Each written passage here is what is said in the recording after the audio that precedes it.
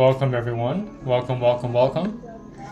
So, I want to start off with, well, it says in the title, we have quad witching, right?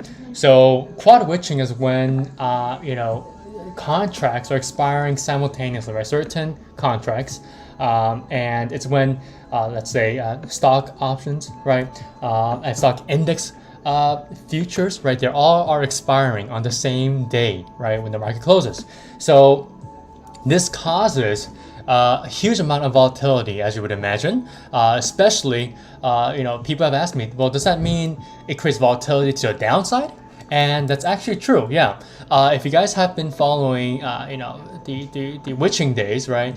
Quad witching and then triple witching, you would know that during such days, there's a lot of intraday volatility, and you see a lot of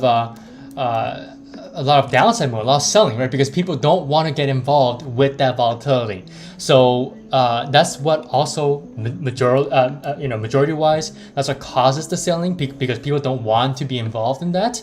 But at the same time, people also decide to short because people are trying to close out of positions, and especially if buyers are trying to close out the positions, trying to get themselves out of that intraday volatility, they're going to especially want to move out on the quad witching day or any witching days at the end of the week. So, hey Joel, what's up? Hey, good evening, Adriana. Welcome, guys. I just started talking about quad witching, so that's kind of the major reasons why we get that sell-off happening, and it's generally a good idea. It's generally a great idea to have this bias tomorrow to the downside. I mean, it's validated. It's validated because, like I said, people tend to sell, during a day like tomorrow because they don't want to get involved in volatility, and especially people start to short with that selling volume as well, which will further increase the selling volume as well, right? So you don't want to get stuck in that area, right? Tomorrow, where we have that volatility and a lot of selling going on. So make sure you guys are watching out for all the levels that I'm about to explain right now. Okay, so that's what I'm expecting for quad witching tomorrow. Joel, you said I sent your email with my questions. Perfect. I believe Richard has as well.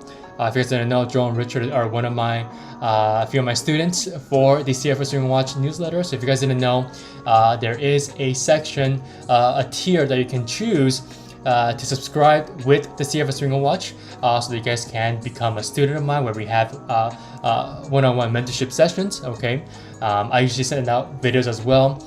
Joel, you know that. Richard, you know that as well.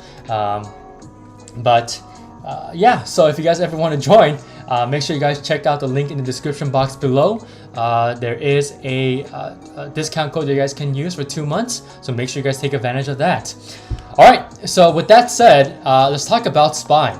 So the past, since yesterday's live, I've only been doing SPY because I want you guys to concentrate on SPY, because we're seeing a lot of open interest in contracts coming in, and we're seeing a lot of this overall volume coming in on quad witching, right? We're going to see a huge amount of volume tomorrow because, like I said, simultaneously there's going to be a lot of contracts that are going to be expiring, right? So make sure you guys are always on your toes on a day like tomorrow, right? Joel, you said, is quad witching tradable? Don't know if you're talking about it. Yes. So Joel, that's kind of subjective because especially when we have huge volatility, right? And most likely we're going to be seeing a lot more selling than usual.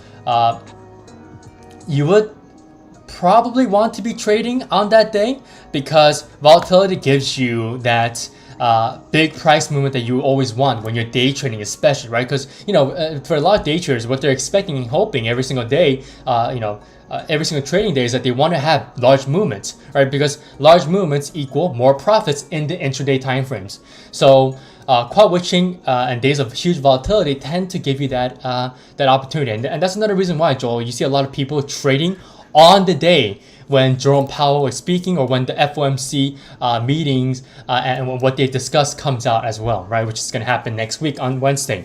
So that's the reason why a lot of people tend to trade that day, even though it's kind of not advisable, because a lot of people tend to get very, very emotional and one-sided on such type of days. Like tomorrow, right? A lot of people are going to be biased to the downside, like I am, Because, well, truthfully, like I said, Paul witching days, that tends to be a sell-off day, right? With a lot of volume and a lot of intraday volatility, with a lot of big bounces, and a lot of big price range on any time frame, right? So, Joe, I would say tomorrow, I would say you should be trading because we are at a significant area, right? And you know where that significant area is, right? 390.50 to 390, right? So that's a great segue here to what I'm going to say next. The level that I'm looking at still is that 390.50 level exactly. And we're able to close below that level, which means, okay, that sellers have an opportunity here to sell off and potentially, okay, and I was talking about this on the weekly time frame, right? This big sell-off that I've been looking at for this big bear flag, right? So with this big bear flag, you know, if we do break below 390.50, there's a huge chance that the next few weeks we all come all the way back down and retest this 363 or 362.50 area, right? And my line in the sand specific level is 362.50, right? So make sure you guys always have this line in the sand level in mind, because we most definitely can revisit this if we end up this week below 390.50, right? So tomorrow, ideally speaking here, and hopefully for me, since I am biased to the downside, excuse me, I want us to be able to break below 390, right? And just this entire pattern right here, right? It just gives me very bearish vibes here. And just for the fact that we have this huge macro bear flag forming, right? Just tells you that the market is ready for more movement to the downside. And like I said, if you guys have been reading my CFO Swing and Watch newsletters, you guys know that the economy is not in a good shape, right? And right now everything feels very delayed in the fact that it feels like the economy just doesn't want to move forward.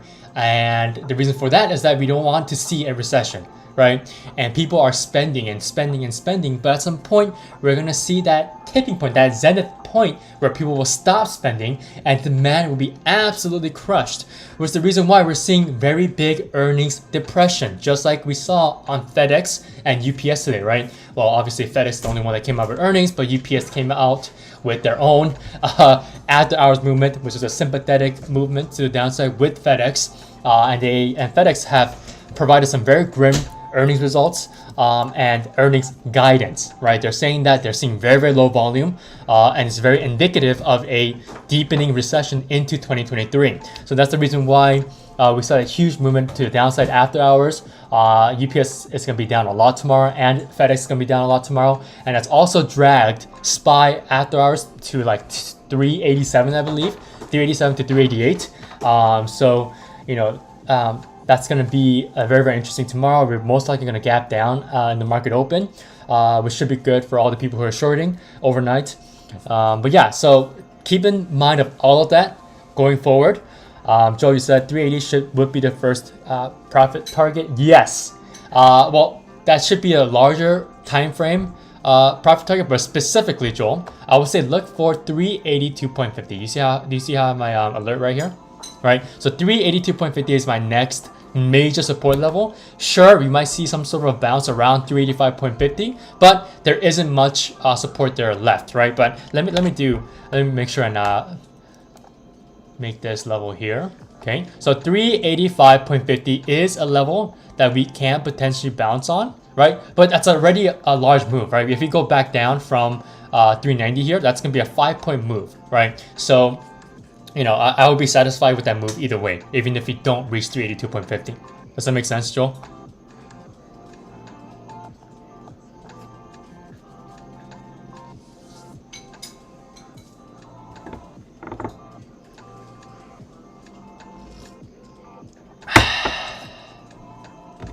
Some good tea.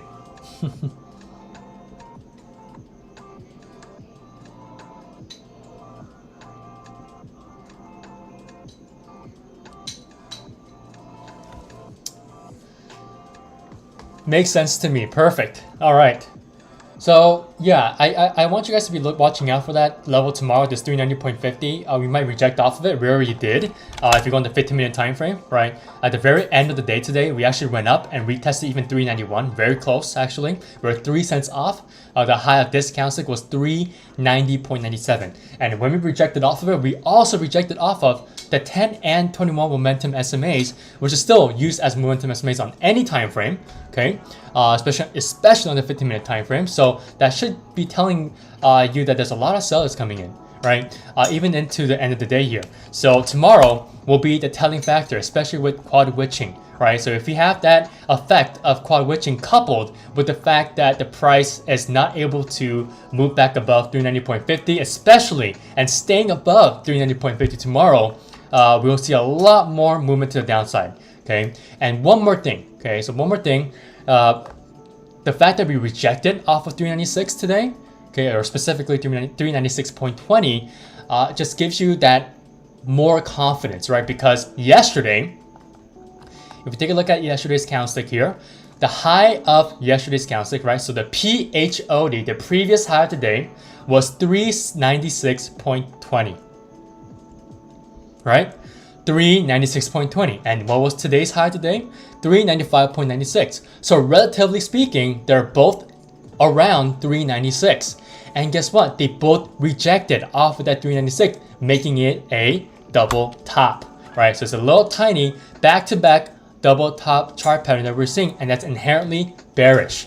So everything is pointing to the downside, including my daily SMAs. They're all starting to point to the downside. You see the 10 and 21, especially the 21 here, curling downward as it's about to reach and support the candlesticks down to the downside, right? It's going to act as a level of resistance. And you're also seeing the 200 SMA starting to curl downward after we failed to move back above and stay above the 200 SMA.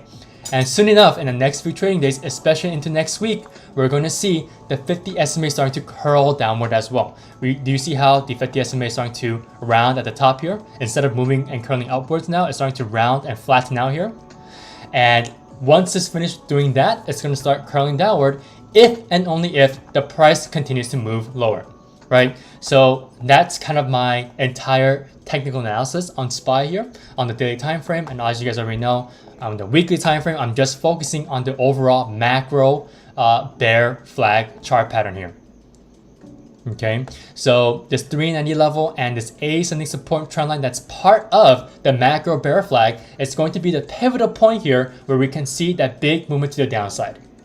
All right. Okay, so that is it for me tonight. Before I leave, I kind of want to go over SPY futures as well. So SPY futures looks absolutely ugly, right? So we're on the weekly time frame here, we're seeing the same macro bear flag, right? And on the weekly candlestick of just this week, it's absolutely incredible because we're making a very, very large, possibly into tomorrow, an engulfing bearish candlestick, right? So why am I saying possibly? Because we're not seeing that yet, right? We haven't made a lower low compared to the previous week's low. And the previous week's low was 3883.50, right? So 3,883.50.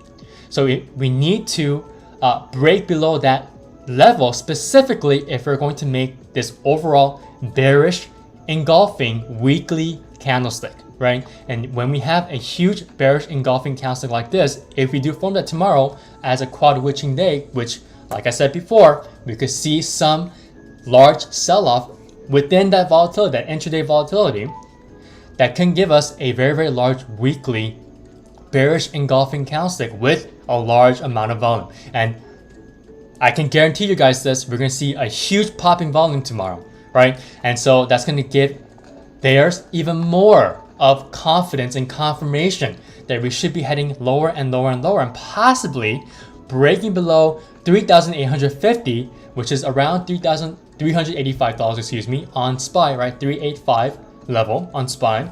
And we can most likely retest the 3800 level on SPY futures. Okay, so this level right here. All right, so that should also coincide to the $380 level on SPY. So that's kind of your overall SPY futures. just make sure you guys remember the levels on SPY, right? So 396, I gave you guys this level yesterday, so you guys should have been able to play it off of the rejection today, and the 390.50 support level. Okay, so that is it for me tonight. Hopefully you guys enjoyed what I told you guys today, and hopefully you guys are able to use it to the best of your abilities tomorrow on executing on any trade tomorrow using these levels, especially with quad witching. And make sure you guys remember, all right, quad witching will bring in a lot of volatility as multiple option contracts, okay, simultaneously expire, right? So it will bring a lot of intraday volatility, but overall, the general overall trend should be to the downside, right?